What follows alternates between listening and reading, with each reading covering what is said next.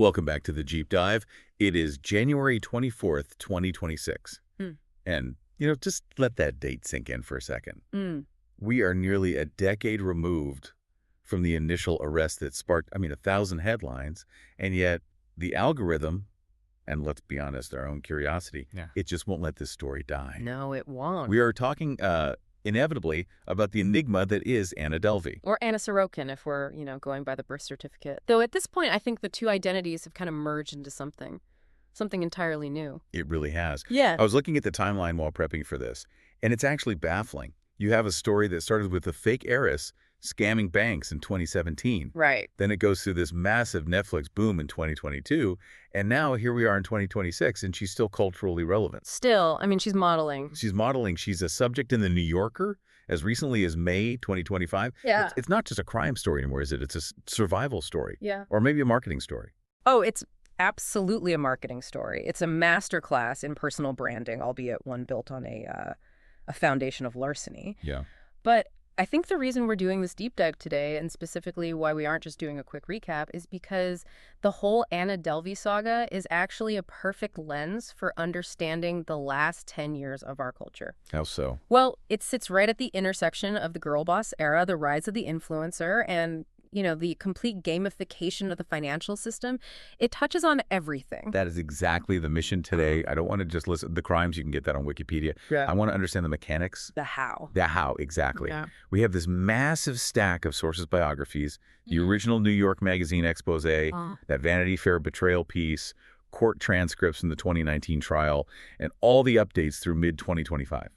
My goal is to figure out how a woman in her mid-20s with no college degree and no actual assets nearly convinced a hedge fund to give her $22 million. Right. Like, purely logistically, how does that happen? It happens because systems that we think are rigid banking, luxury hospitality, even the legal system, are actually surprisingly porous if you know where to poke. And Anna, well, she's a genius at finding the soft spots. So let's peel this back then. Before she was a fake heiress or a house arrest celebrity, she was just a kid. And I think the contrast between the reality of her origin and the fantasy she sold is where we have to start. Yeah. Because the gap is, well, it's continental. It is, literally and figuratively. She was born Anna Sorokin on January 23rd, 1991, in Domodedovo. Domodedovo. Yeah, and for those who don't know Russian geography, this is a working-class satellite town just south of Moscow. It's industrial. It is not the backdrop for a high society drama. Not at all. Her father, Vadim, he was a truck driver. A truck driver. And her mother ran a small convenience store. This is a very, very standard blue-collar existence. There's nothing wrong with it, obviously, but it's light years away from the trust fund baby narrative she later constructed. It's a whole different universe. Exactly. And the family migration pattern is interesting, too. In 2007, when Anna is 16, they move to Germany. They settle in North Rhine-Westphalia, near Cologne. Okay. Her dad gets into the HVAC and transport business. Her mom becomes a housewife. But just, try to picture Anna at that age. She's 16 years old. She's dropped into a German Catholic grammar school in a town called Eschweiler, and she barely speaks the language. That is a tough age to be an outsider. High school's brutal enough when you fit in. When you're the quiet foreign kid who can't speak the language, you retreat. You retreat or you find an escape. And for Anna, that escape was the internet. And specifically the visual internet of the late 2000s, early 2010s. Right, the blog era. The blog era. She became obsessed with Vogue, with fashion blogs, with LiveJournal and Flickr. She was just consuming images of a world she had absolutely no access to. I think we've all been there to some degree, doom scrolling through luxury lifestyles on Instagram or whatever. Sure. But most people look at those photos and think, I wish I had that. Anna seems to have looked at them and thought, I am that. I just need to get the logistics sorted. That's the key psychological shift, isn't it? She didn't want to earn her way into that world. She believed she was already of that world, and reality just needed to catch up. Yeah. So after high school, she briefly moved to London in 2011 to attend Central St. Martin's, which is, the art school. Huge deal, yeah. But she dropped out almost immediately. She couldn't hack the structure, or maybe the reality of it just didn't match the dream. So she went back to Germany for a bit, but then made the pivotal move to Paris for an internship at Purple magazine. And Purple is critical here because it's not just a fashion magazine. It's an edgy cultural touchstone. Yeah. It's where the cool kids are. It gave her instant credibility. Precisely. And she was making peanuts, about 400 euros a month, which her parents were subsidizing. But this is where Anna Delvey is born. The name changed. The name change. She starts introducing herself as Anna Delvey. She claims it's her mother's maiden name. Which her parents later went on record saying is completely false. Totally false. Delvey doesn't exist anywhere in the family tree? Nope. It was a brand name she invented. And when she transfers to Purple's New York office in mid-2013, she brings that brand with her. Okay, so she's in New York now. She's in New York. Okay. And this is where that outsider status becomes her greatest asset. In New York, being a German heiress is a very specific, very powerful currency. Because nobody can check. Nobody can check. And she had this European accent that Americans couldn't quite place. It was a mix of Russian, German, maybe some affected British vowels she picked up. She just sounded exotic. She sounded like old world money. That is such a huge part of the con. If she had been a girl from Ohio trying to pull this off, nobody buys it for a second. Not a chance. But because she's European, Americans just assume there's a castle somewhere. We assume there's old money with complex structures we don't understand. Exactly. It's the unknown known.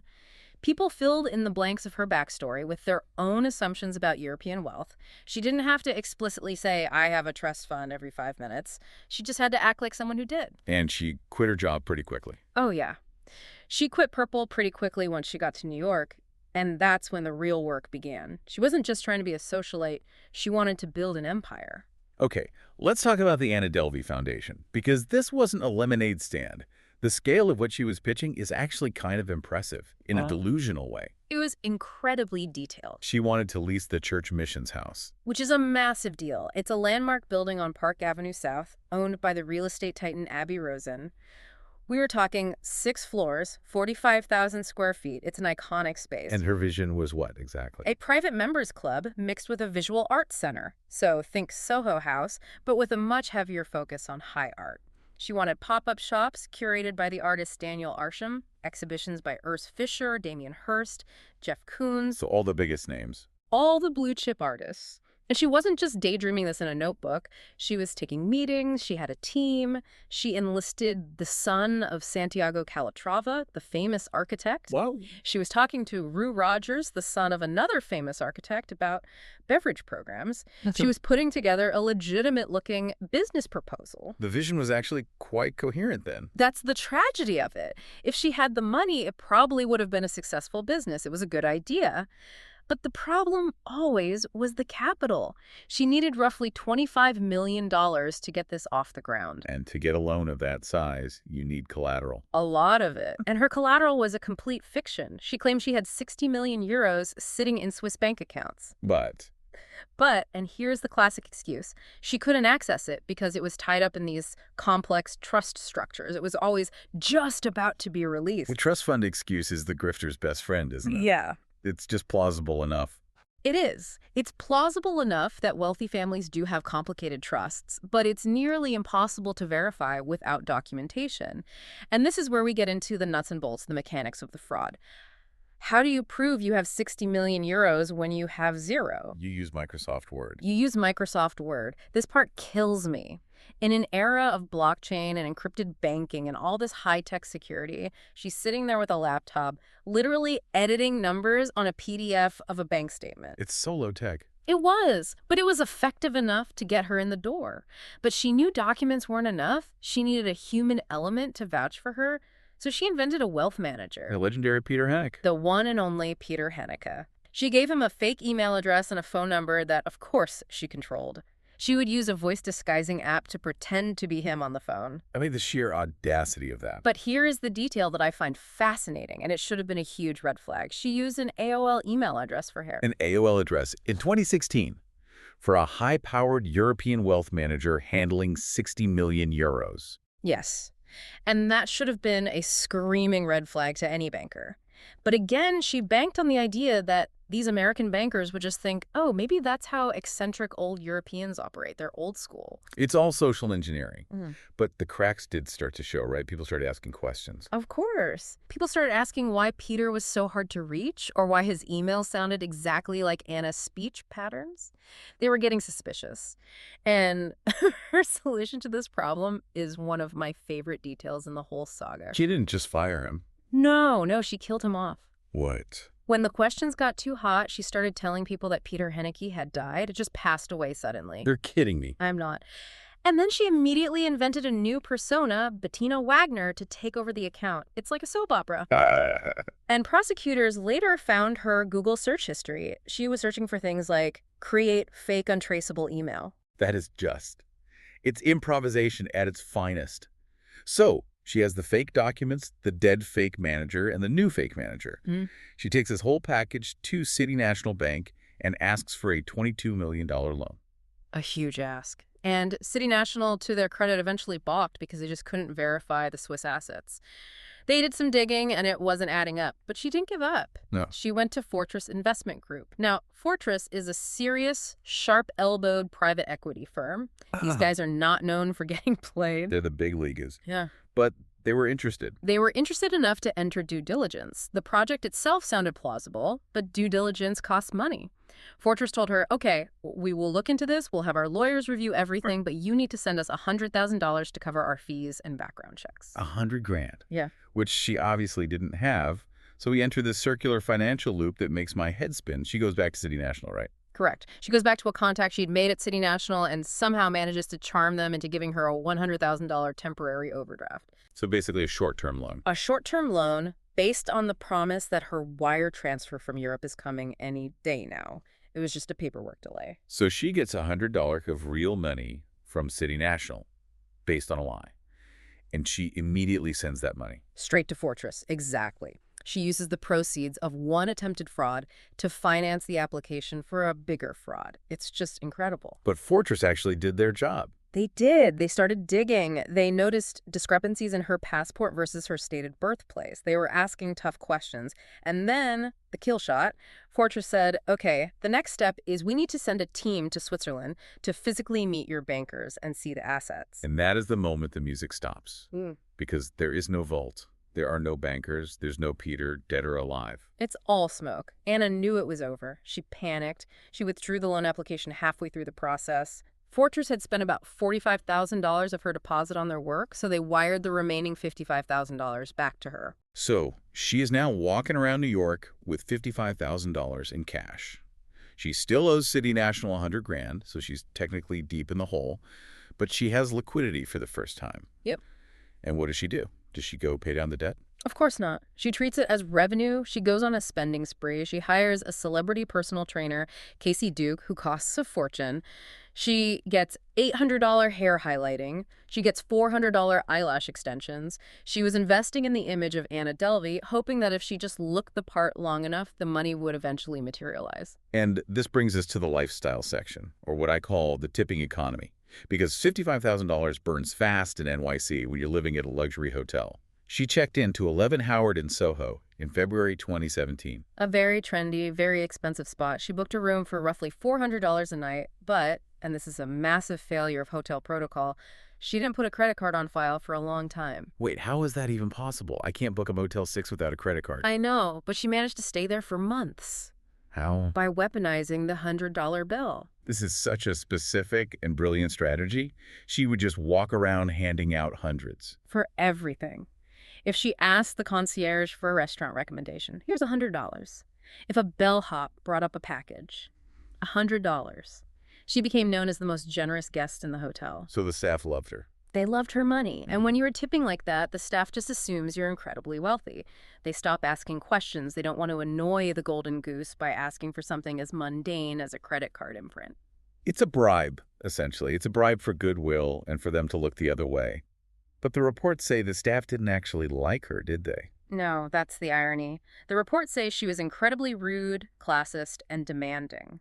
She would walk around the lobby in just leggings and hotel robes, treating the staff like servants, but the money kept them quiet. She ate at Le Coucou, the high-end French restaurant attached to the hotel, constantly. She befriended the chef, Daniel Rose. She just billed it all to her room number. But eventually, even with all the tipping, the accounting department has to wake up. The bill hits $30,000, and they realize there is no card. And this leads to one of the most pathetic and hilarious moments in the story. The hotel demands payment. They are locking her out of her room. Anna, stalling for time, sends a case of 1975 Dom Perignon to the front desk staff. No. Yes. Like, sorry I owe you 30 grand, but, have some vintage champagne. It's so childish. It's like giving a shiny object to a baby. Here, look at this, please, go away. And the staff couldn't even accept it because of hotel policy, so it just sat there, this monument to her delusion. Meanwhile, she is scrambling. She's scamming her friends to float her lifestyle. We have to talk about Michael Zufu Huang. Young art collector. Yes. He was a student at UPenn at the time, but very wealthy and connected in the art world. Anna latched onto him. They went to the Venice Biennale together in 2015. Anna asked if she could tag along, but then asked him to book the flights and hotel on his card, promising to pay him back. And the phrase pay you back is a concept Anna really struggles with. She never did. And this highlights a very specific social vulnerability of the elite. When you are genuinely rich, talking about money is considered tacky. It's gauche. Right, you don't want to seem petty. Exactly. Michael felt awkward asking her for the $2,000 or $3,000 she owed him. He just assumed she was good for it and forgot. He didn't realize he was being scammed until much later when a restaurant called Siddell's contacted him. Oh, right, for the birthday party. Yes, she threw this lavish birthday party there, hired a PR firm, the whole 9 yards, and then just didn't pay the bill. The restaurant saw Michael in the Instagram photos and tracked him down to ask, hey, do you know this woman? Do you know how we can get paid? That's when the penny dropped for him. But she just kept escalating. The Blade incident is another classic example of social proof overriding basic business sense. This one is amazing. She wanted to go to Omaha for the Berkshire Hathaway annual meeting to meet Warren Buffett. As one does, just a casual trip to see the Oracle of Omaha. So she books a private jet through Blade, the helicopter and jet charter company. The cost is $35,390. And she does her usual move. She sends a forged Deutsche Bank wire confirmation. Now, Blade has a very clear policy. Payment must clear up front. But the CEO, Robert Weisenthal, had perhaps seen her around at parties, or she name-dropped enough of the right people. They overrode their own policy and let her fly before the money cleared. They let a $35,000 service happen on an IOU? That is wild to me. And she flew to Omaha, claims she snuck into a party at the zoo and met Bill Gates, which is completely unverified, and then came back. Blade, of course, never got the money. They eventually had to involve the police. So the net is really tightening at this point. 11 Howard has locked her out of her room for good. She's bouncing between hotels, the Mercer, the Beekman, the W New York, getting evicted from each one after a few days of non-payment. She's literally homeless, but homeless in designer clothes. And this desperation, this is what leads to the climax of the story. The Morocco trip. This is where the genre shifts from quirky con artist to something much darker, almost a psychological thriller. This is May 2017. She needs a break. Or, more likely, she needs to flee her problems. So she invites Rachel Deloche-Williams, who is a photo editor at Vanity Fair. Right. And her trainer, Casey Duke, and a videographer to Marrakesh. She promises it's an all-expenses-paid trip. A creative retreat, she called it. And she books La Mamounia. Yeah. Which is not just a nice hotel. It's one of the most expensive, opulent hotels on the planet. And they aren't just in a room. They are in a private riad, a whole villa with its own pool and a dedicated butler. The cost is $7,000 a night. I can feel the anxiety just thinking about this. They arrive, they are living the dream, eating amazing food, getting massages, and then the hotel manager knocks on the door. The credit card machine. The ultimate villain in Anna's life story. Her cards aren't working. Nope. She blames the bank, she blames the time zone, she blames typos. But days go by, the bill is ballooning. The hotel staff stops being polite. They start standing over them at dinner. They send 2 large men to their villa, and they start threatening to call the police. And in Morocco, you can go to jail for unpaid debts. This isn't like the U.S. The threat of a Moroccan prison is very, very real. And Anna is just sitting there seemingly unbothered while Rachel is basically hyperventilating. That's the trap. That's how she gets her. That is the trap. Anna turns to Rachel and says, just put your card down for the hold. It's just a hold. I'll wire you the money as soon as we get back to New York. It's just a hold. The famous last words of so many scams. And Rachel, under extreme duress and wanting to avoid going to jail, hands over her personal American Express and her corporate Vanity Fair card. The hotel doesn't just put a hold, they charge it. All of it. How much was it? $62,000. Oh, my God. That is more than Rachel earned in a year. Yeah. That is a life-ruining amount of debt for a normal person. It absolutely destroyed her financial stability, and the betrayal is the worst part. They get back to New York, and Anna gives her the runaround for weeks. She wires $5,000 here, promises a check is in the mail there. Rachel has to borrow money from her parents to pay her rent. She is having panic attacks. This is what finally pushed Rachel to go to the police and help set up the sting operation. We'll get to the sting in a second, but I want to pause on the check-kiting aspect.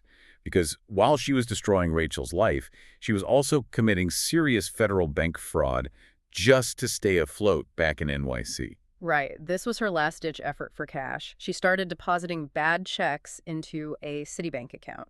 She would write a check for, say, $50,000 from an account that had zero money in it and deposit it. Okay. Now, banks have this policy where they usually make a portion of those funds available immediately before the check actually clears. It's called the float. So she deposits the bad check. The bank says, here's $10,000 of it while we wait for the rest to clear. And she just withdraws that cash immediately. Exactly. And then she runs. She managed to withdraw $70,000 in cash this way before the banks realized all the checks were rubber and came back as fraudulent. That is a felony. That is stealing directly from the bank's vaults, essentially. So by October 2017, everyone is looking for her. The hotels, the banks, Blade, and now Rachel and the NYPD. And where is Anna? She is in California at Passages Malibu, a luxury rehab center. Of course she is. It's the perfect hiding spot. And that's where the trap is set. Rachel Williams, working with the NYPD, and Officer Michael McCaffrey, arranges a lunch date. She tells Anna she's in the area for work and wants to catch up. A total sting. A total sting. Anna walks out of the facility to meet her for lunch at a restaurant, and the LAPD is waiting in the parking lot to arrest her. And so begins the legal saga, the trial. This was a circus. It was 201s. The media was obsessed. But Anna seemed to treat the courtroom less like a legal proceeding and more like a runway. It was the trial of the century for the Instagram generation. Her defense attorney, Todd Spodek, actually hired a professional stylist to dress her for court. Wait, I need to emphasize this. A stylist. For a defendant facing up to 15 years in prison. Yes. And the logic, Spodek argued, was, if she looks like a criminal in a jail jumpsuit, the jury will convict her. But if she looks like a misunderstood businesswoman in Saint Laurent and Victoria Beckham, maybe they won't. So it was all about perception, even in court. It was all perception. She wore Michael Kors. She wore high-end designer clothes. There was one day where she refused to come into the courtroom because she didn't like her outfit. She threw a tantrum and delayed the proceedings for hours. The judge was furious. But the defense strategy wasn't just about clothes. It was about the narrative. Spodek argued that she wasn't a criminal. She was just ambitious. He literally called it the Sinatra defense. He quoted New York, New York to the jury. He said, if I can make it there, I'll make it anywhere. He argued that Anna was just digging a hole to build a foundation. He claimed she always intended to pay everyone back once her business launched. He tried to reframe the entire fraud as just fake it till you make it gone wrong. Exactly. And here is the nuance that I think gets lost in all the headlines. Yeah. The jury, they actually bought some of it. They did, didn't they? They did. In April 2019, they convicted her on 8 counts, including grand larceny and theft of services. But, and this is huge, they acquitted her on the attempted $22 million loan from City National. Why? Their reasoning was basically, well, the bank didn't actually give her the money, so no harm, no foul. And the Rachel Williams charge, Yeah. the $62,000? Acquitted, not guilty. That is shocking to me. How did they justify that? Because the jury viewed it as a civil dispute, not a criminal theft. They reasoned that Rachel willingly handed over her card. She took a risk on a friend who turned out to be a liar. It was a bad debt, yes, but not larceny in the eyes of the law. That must have been a bitter pill for Rachel to swallow. Oh, absolutely. So Anna is sentenced to 4 to 12 years. She owes $199,000 in restitution and a $24,000 fine. And before she heads to prison, she gives that infamous interview to the New York Times where she says, I'd be lying to you and to everyone else and to myself if I said I was sorry for anything. Zero remorse. None. She regretted the mistakes that got her caught, but she didn't regret the ambition.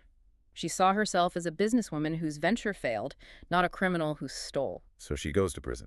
But in 2026, we know that prison was just a temporary setback. This brings us to monetizing the infamy, because while she was sitting in a cell at Albion Correctional Facility, Netflix was writing a check. A very big check. Netflix paid $320,000 for the rights to her life story, which became the Shonda Rhimes series Inventing Anna. Now, normally, criminals can't profit from their crimes. There's the son of Sam law. So how did this transaction work? Well, the New York Attorney General froze the funds immediately, exactly because of that law. However, the law allows the funds to be used to pay restitution to victims. Oh, okay. So most of that Netflix money went directly to the banks she stole from and to pay her court fines. Anna didn't get a briefcase of cash. She got her debts paid off by Shonda Rhimes. She ended up keeping only about $22,000 of it for herself. Still, it cleared her ledger. And meanwhile, Rachel Williams wrote her own book, My Friend Anna. Which sold very well. Rachel made about $300,000 plus a TV option deal with Lena Dunham. And this sparked a massive public feud. Anna was furious that Rachel was profiting from the trauma, while Anna felt she was the creator of the story. It's a total narrative war. But let's fast forward to her release. She gets paroled in February 2021 for good behavior. She's out. She immediately checks into the Nomad Hotel, again with the hotels, and she has a German camera crew following her for a reality show. She was ready for her close-up, but she forgot about the federal government. 6 weeks later, icy Immigration and Customs Enforcement arrested her For the visa overstay. She's a German citizen with a felony record. Technically, she should have been immediately deported. So she goes back into custody, this time in ICE detention, and she fights deportation for 19 months. Finally, in October 2022, a judge grants her release on house arrest. But strict house arrest, a $10,000 bond.